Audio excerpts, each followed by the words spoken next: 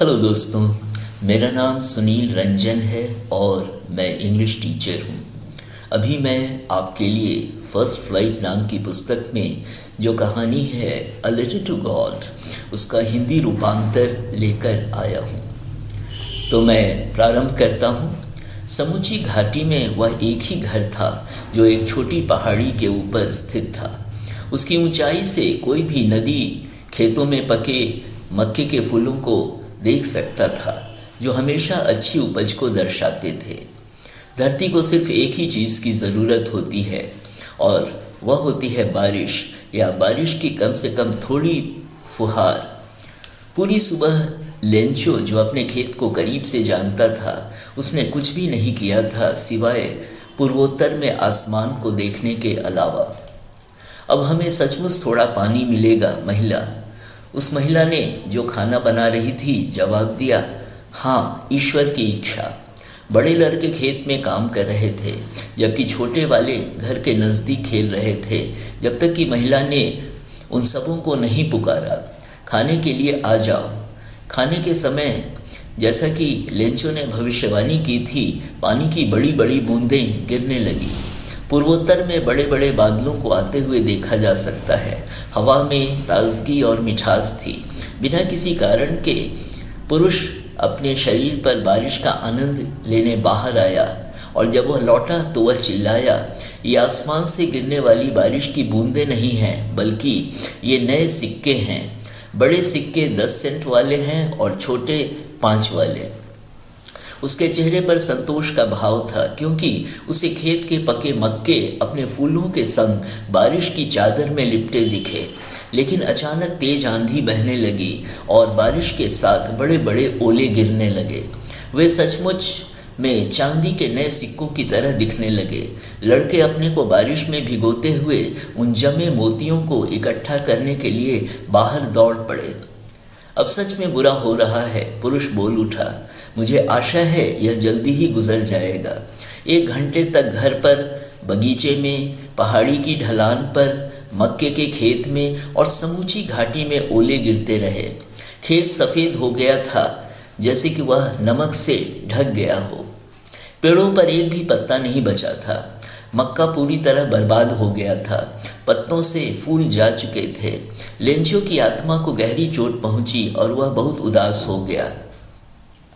जब तूफान गुजर गया तो वह खेत के बीच में खड़ा हो गया और अपने बेटों से बोला, टिड्डियों का एक झुंड इससे भी बड़ी बर्बादी कर सकता था। ओलों की बारिश ने कुछ भी नहीं छोड़ा है। इस साल हमारे पास मक्का नहीं होगा। वह रात उदासी वाली रात थी।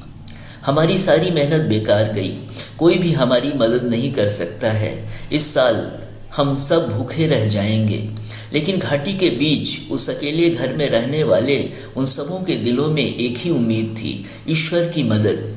इतना मत घबराओ, यद्यपि लगता है कि यह एक बहुत बड़ी बर्बादी है। लोग कहते हैं भूख से कोई भी नहीं मरता है। रात भर लेंचो सिर्फ एक ही मदद की उम्मीद के बारे में सोचता रहा, ईश्वर की मदद, जिनकी आंखें, जैसा कि उसे कहा गया था, सब कुछ देखती हैं, यहाँ तक कि वह भी जो किसी की आत्मा की गहराइयों में होती है। लेंचो एक बैल की तरह काम करता था, खेतों में एक जानवर की तरह, लेकिन फिर भी वह लिखना जानता था। अगले सुबह को जब रविवार का दिन था तो वह एक पत्र लिखने लगा, स्वयं शहर जाकर उसे डाक से भेजने के लिए। वह ईश्वर के नाम सिर्फ एक पत्र था। ईश्वर, उसने लिखा, यदि आप मेरी मदद नहीं करेंगे तो मेरा परिवार और मैं इस साल भूखे रह जाएंगे।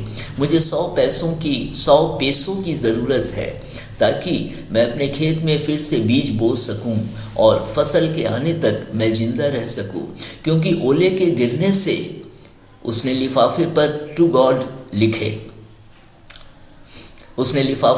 गॉड लिखा, पत्र को अंदर रखा और परेशान हो शहर गया।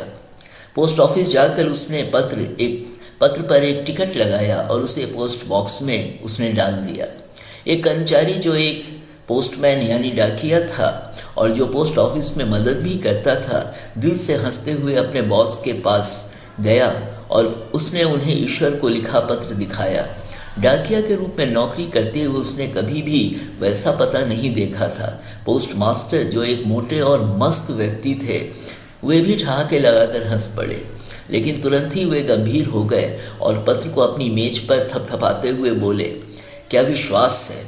काश मुझ में भी उस व्यक्ति के जितना विश्वास होता जिसने यह पत्र लिखा।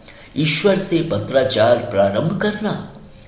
इसलिए लिखने वाले का ईश्वर में विश्वास डगमगाने के लिए पोस्टमास्टर के दिमाग में एक विचार आया, पत्र का जवाब देने का। लेकिन जब उन्होंने उसे खोला तो वह स्पष्ट था कि जवाब देने के लिए उन्हें स्याही, कागज़ और अच्छी भावना के अलावा कुछ और की भी ज़रूरत थी। लेकिन वे अपने इरादे से डिगे नहीं। उन्होंने अपने कर्मचारियों से पैसा मांगा, उन्हें स्वयं भी अपने वेतन का हिस्सा दिया और उनके अनेक मित्रों ने भी कुछ न कुछ एक पुण्य कार्य के लिए दिया। उनके लिए 100 पैसों को एक साथ जमा करना असंभव था, इसलिए वे उसके आधे से थोड़ा अधिक भेज सके। उन्होंने पैसे को लेंचो का पता लिखा लिफाफा में डाला, जिसमें एक पत्र भी था, जिसमें एक ही शब्द हस्ताक्षर के रूप में लिखा हुआ था, ईश्वर। अगले रविवार को लेंचो सामान्य समय से थोड़ा पहले पूछने आया कि उसका कोई पत्र आया था क्या। डाकिया स्वयं वहाँ था जिसने उसे पत्र दिया, जबकि पोस्टमास्टर उस व्यक्ति की संतुष्टि के अनुभव को अपने ऑफिस से देखते रहे जिसने एक अच्छा काम किया था। लेंचो ने पैसे को देखकर थोड़ी भी हैरानी नहीं दिखाई, ऐसा उसका विश्वास था। लेकिन जब उसने पैसे गिने तो उसे गुस्सा आया। ईश्वर ऐसी गलती नहीं कर सकते। ना ही लेंचो ने जो आग्रह किया था उसे देने से मना कर सकते थे। लेंचो तुरंत कागज़ और स्याही मांगने खिड़की के पास आया। लोगों के लिखने की मेज पर वह अपनी बातों को लिखने लगा। अपनी बातों को व्यक्त करने में उसके अत्यधिक प्रयास करने के कारण उसकी भवें सिकुड़ गई थी। जब उसने समाप्त किया लिखना तो वह एक टिकट खरीदने के लिए खिड़की के पास आया, जिसे उसने अपने मुंह से चाटकर और उस पर मुट्ठी मारकर लिफाफे पर चिपका दिया। जैसे ही पत्र पोस्ट बॉक्स में गिरा, पोस्टमास्टर उसे लेने आए। उसमें लिखा था, ईश्वर, जो पैसा मैंने मांगा था मेरे पास सिर्फ 70 पैसों ही पहुँचे, बाकी मुझे भेज दें क्योंकि मुझे उसकी बहुत ज़रूरत है। लेकिन उसे पोस्ट से मुझे नहीं भेजें क्योंकि पोस्ट ऑफिस के कर्मचारी बेईमानों की फौज है। लेंचो। तो दोस्तों, यहाँ इस कहानी का हिंदी रूपांतर समाप्त होता है और यह बहुत ही मर्मस्पर्शी कहानी है और ईश्वर में जो इंसान का विश्वास होता है उसको दर्शाती है। और ये बहुत सरल कहानी भी है और मुझे उम्मीद है आपको यह कहानी समझ में आई होगी। और दोस्तों, यदि आपने मेरे चैनल को सब्सक्राइब किया है तो थैंक यू। यदि आपने नहीं किया है और यदि आप सब्सक्राइब करने की सोचते हैं तो मैं आपके लिए वादा करता हूँ कि आपके लिए मैं समय समय पर अच्छे वीडियोस बनाकर लाता रहूँगा। Thank you.